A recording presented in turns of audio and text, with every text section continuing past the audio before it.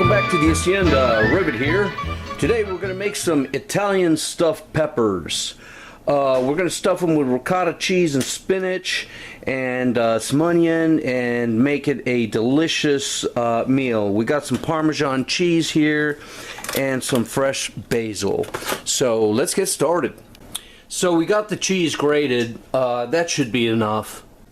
Over medium-high heat with a generous amount of olive oil, we're going to start sweating out the onions.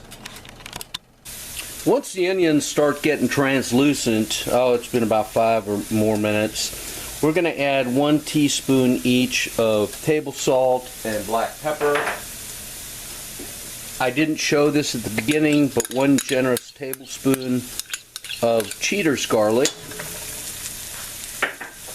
and about 2 tablespoons of fresh chopped basil. So let's continue to cook that for a little bit.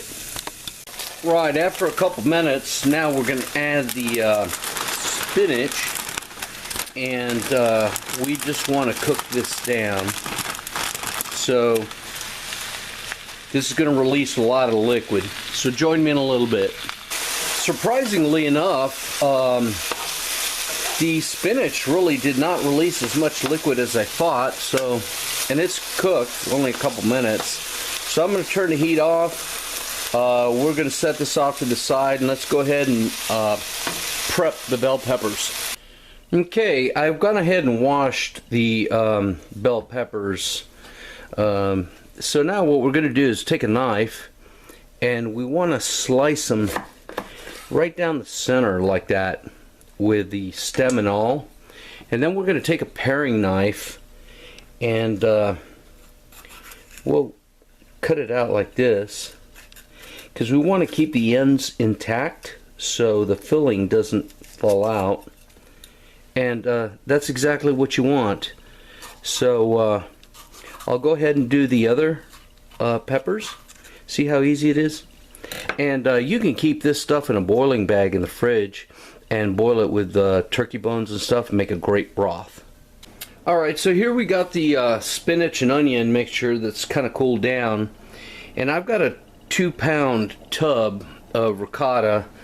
We're going to start out with, let's call it half, and mix that in, and we'll see if we need more.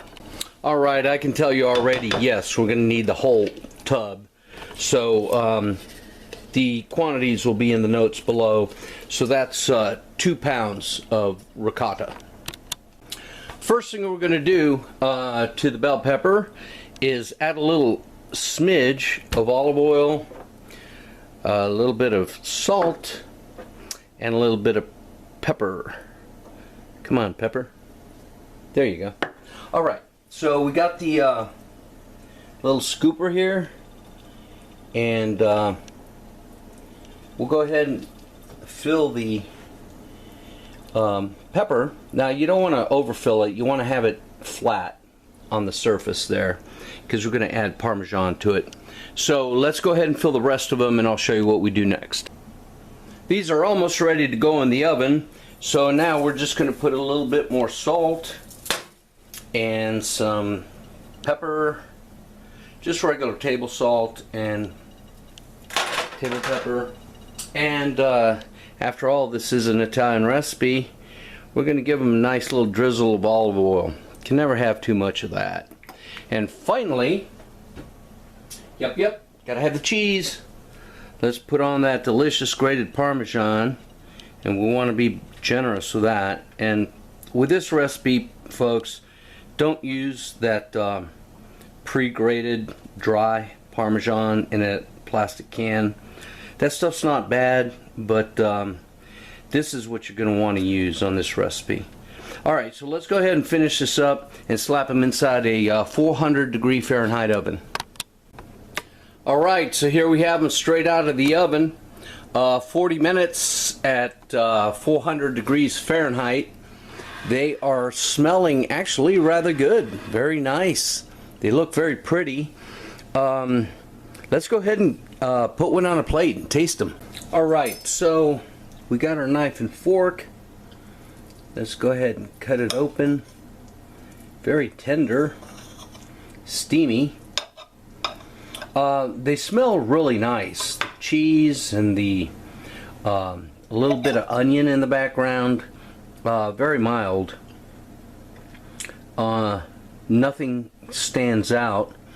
Let's go ahead and try this here.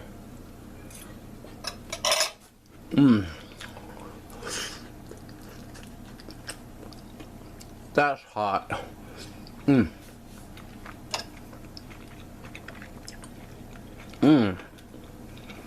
Okay. First off, the flavor of the red pepper is beautiful. Red peppers taste wonderful, especially when they get cooked. I can tell the cooking of the onion in the ricotta really brought out their sweetness. So that's really sweet in the background, and the flavor of the ricotta is good. The garlic is nice. Heck, I probably could have doubled it and it would have been fine, but there's a little bit of garlic in the background. Not a whole lot of spinach flavor, but then again, spinach doesn't have a lot of flavor, but it looks pretty. And if you notice, the green, red, and white are the colors of the Italian flag.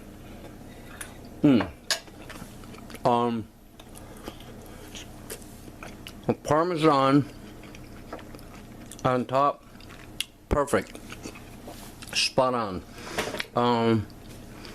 You wouldn't want a sharper cheese like pecorino or something, because that would stomp all over the ricotta. All in all, this is a good side dish, or served cold. I'm sure it would be delicious for a light lunch. Thanks for watching, people. Take care.